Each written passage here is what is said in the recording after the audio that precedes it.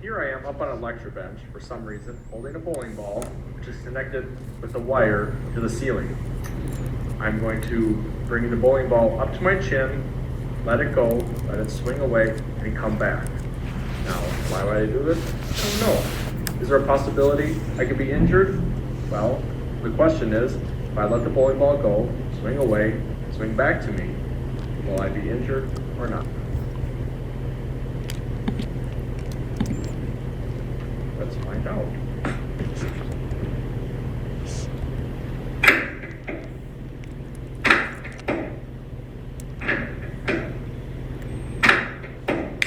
So as you can see, I'm still okay.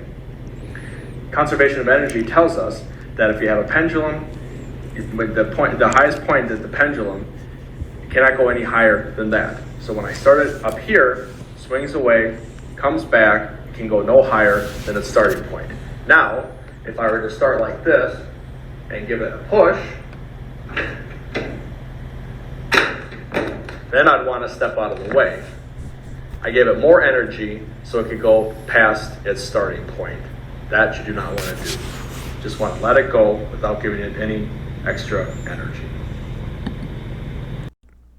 The system just referenced there is a pendulum, in this case a simple pendulum, and that's what we're going to talk about today. Sitting in a cathedral in 1583, Galileo noticed that the chandeliers oscillated with fixed periods, and that those periods seemed to depend only on the length of the chandelier holding up the length of the chain holding up the chandelier. That is, they were basically used in a cathedral, and there are little things with candles in them.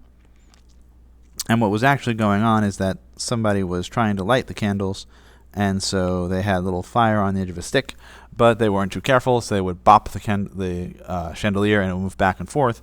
And Galileo realized that it moved back and forth depending only on how long the chain was, and not on how many candles there were, and not on how big the swing was.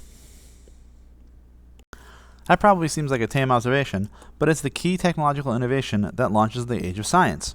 Galileo discovered the first dependable and replicable, repeatable timekeeping device. It wasn't the first clock, but it was the first that could be reproduced, built easily, and transported without needing any calibration. Researchers and engineers in different places could reliably communicate about time. Why does it work? Well, truthfully, it only works approximately. We'll talk about why and over what regime. Consider a mass m suspended from a string of length L, and assume the mass is small enough that it can be considered a point-like. This is what we call a simple pendulum.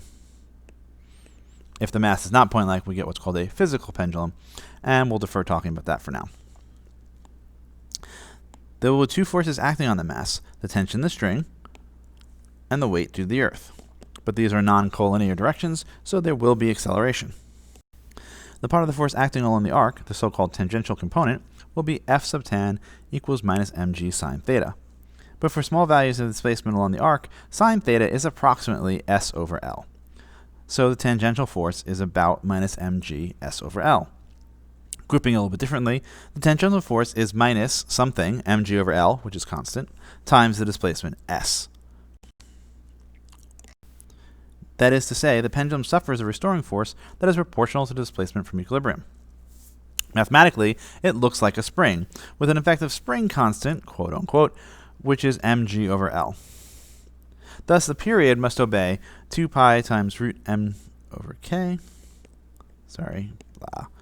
2 pi root m over k, which is 2 pi times root of m over mg over L, or 2 pi times the root of L over g. Notice that the m's have canceled out. All right, so again, we get what's called the mass period relation, the period length relation, 2 pi root L over g.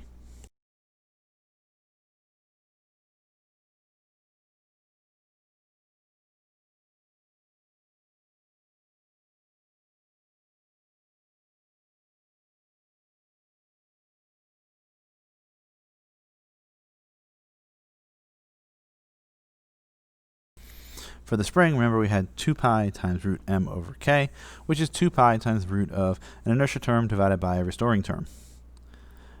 That will always end up being the case. So for pendulum, we'll have 2 pi times root of the inertia term of the restoring term. The thing that gives us inertia is L, and the thing that gives restoring term is g, so we get 2 pi root L over g.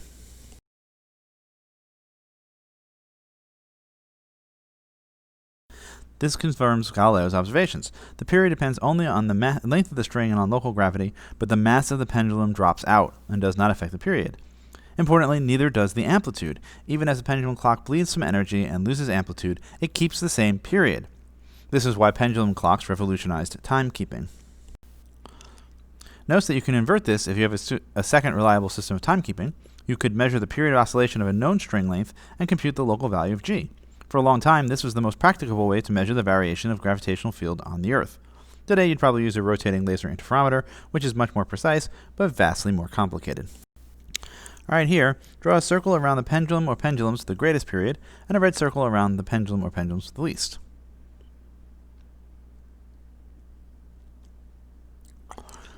So, remember that the period is 2 pi root L over G. It gets longer the longer the string is. It gets shorter the stronger the gravity is.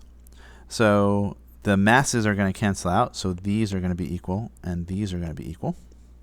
And the longer one will have a greater period, so these will be the same. The shorter guys will have shorter periods, so these will be the same.